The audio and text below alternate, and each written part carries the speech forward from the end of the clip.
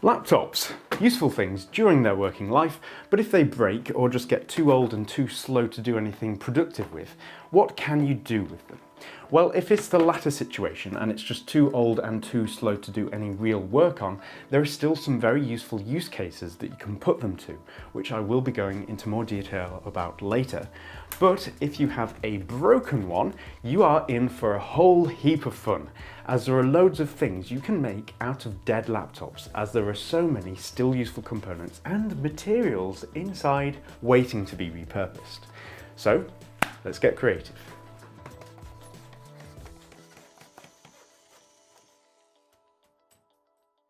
This video is sponsored by Squarespace. So the first task is to open them up so that we can get at the components, which usually involves unscrewing any screws you can find on the back and prying apart the plastics. This process needs to be continued as you carefully separate all of the internals, after which we're ready to start repurposing them. As you can see, there are quite a few of them, most of which can be put to some kind of use. The first component I want to focus on though are the speakers. Some laptops, particularly those made around 2008 where media playback was a big focus, had ridiculously good speakers, and some even featured mini subwoofers. As they're usually built into their own sealed enclosures, you don't need to build a speaker box for them, and they can be used as is. My particular ones are even ported for extra bass, which is very cool. Now, as they're physically quite flat and make an interesting shape when placed together, I glued them to each other and soldered them up to a mini Bluetooth amplifier, which I also glued in place. As this amplifier works off 5 volts, I soldered on a USB socket so that it can be plugged into a USB battery bank for power. Now, to make it look a bit neater, I next got some plastic strips and glued them together to fit around the perimeter of the speakers. And after fitting on some thin fabric to act as a grill, it could be mounted directly onto a wall. As it's Bluetooth, it can be wirelessly connected to a phone or tablet and used to listen to music or podcasts, all while being unobtrusive and actually very impressive sounding for the size thanks to the well-designed speakers.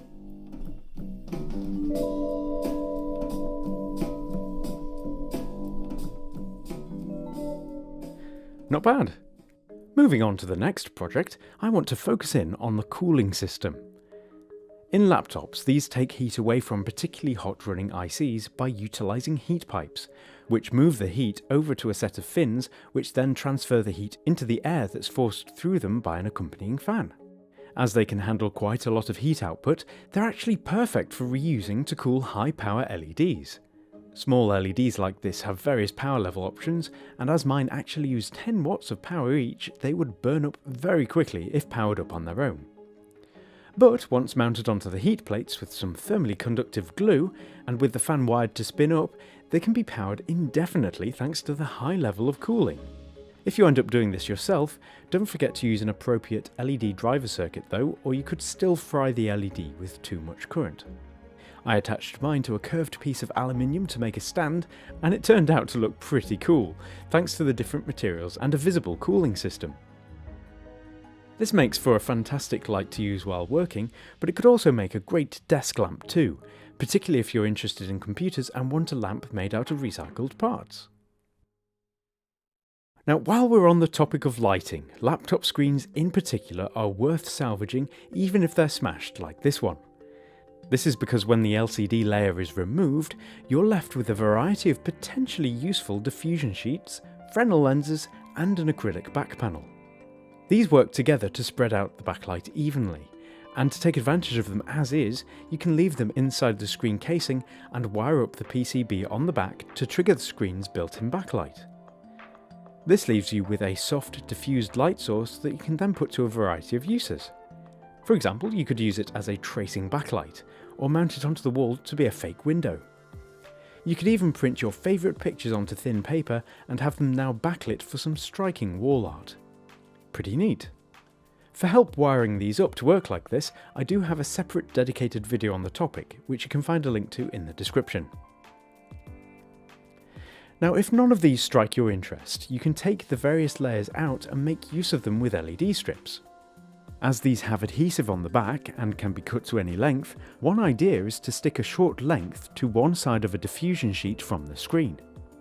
Adding some double-sided tape opposite this allows the sheet to be looped around to create a cylinder, which, once mounted onto a wall, diffuses the light emitted from the LED strip so that it significantly reduces the glare from it, and turns it into a pretty slick wall light. Even better though is using the Fresnel lenses instead for this. As the lenses bend the light and cause quite interesting distortions, they, when wrapped around the LEDs, make a really nice sparkly rainbow effect that changes depending on what angle you look at it from. This is still easy on the eyes, but now it looks really nice visually as well. As for the screen's acrylic back panel, well, this is where you can get really creative. For this, cover the sheet in masking tape on both sides and then trace a pattern or shape onto it. Now roughly cut around this with a rotary tool and then remove the remaining material with a file until you reach your traced line. The tape can then be peeled away, leaving you with your shape. Now to make this extra special, we're going to light it up, for which we'll be using a couple of small LED filaments. These work off around 3 volts of power, so are safe to touch and are cool running. The first thing to do is to make some slots for these LEDs in a piece of wood, and then cut out a base shape around them. I stained mine to give it a bit more character. The LED filaments can now be soldered onto some wires and pushed through 2 holes that need to be made in the slots. Once wired up, they'll illuminate, which means that the last job is to glue the acrylic cutout in place. The light from the LEDs enter this cutout at the bottom and get scattered around, meaning that the whole thing gets lit up internally, giving you a really awesome little feature light. The creative possibilities here are endless, and could make for really nice DIY gifts for people.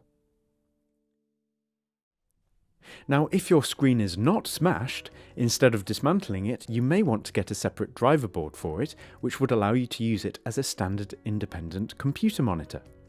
I again have a few videos about how to do this, after which they can be used to make, for example, a dual screen laptop, allowing for increased productivity and improved ergonomics, or even a smart mirror where you can watch YouTube videos as you do your teeth or have a shave. As usual, there are links to these in the description if you're interested.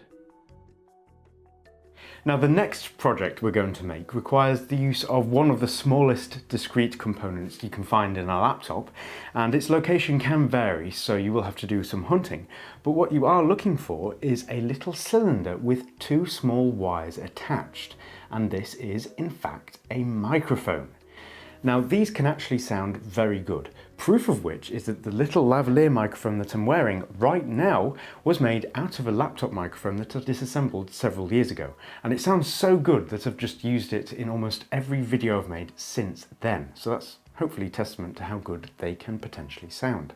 Now, as most of you won't have a use for a little lavalier microphone, I will instead be showing you how to make a little clip-on communication microphone that you can clip onto your headphones and use for extremely clear calls or even communicating well with your teammates in games. Making this is quite simple, first requiring the microphone's wires to be soldered to a shielded audio cable.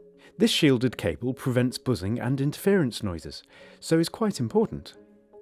Now we can thread this wire through a small piece of plastic tubing, leaving a short length of wire at the end for adjusting the microphone's position.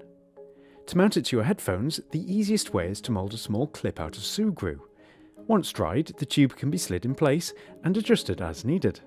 While that's essentially it for the headset, the microphone still needs amplifying, as computers typically don't have very good microphone preamps, so their microphone inputs usually introduce a lot of hiss into the audio signal.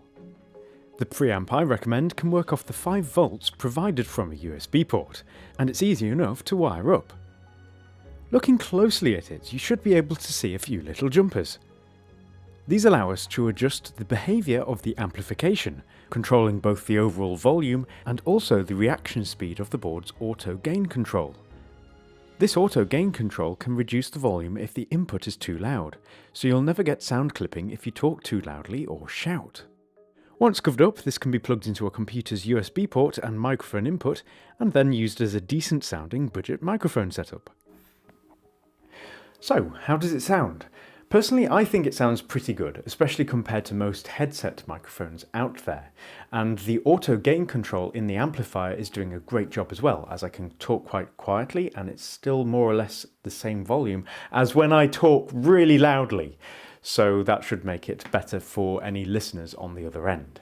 Not bad for reusing a little microphone from a laptop. Moving on, this is the hard drive, and it's what all the data on the laptop is stored on.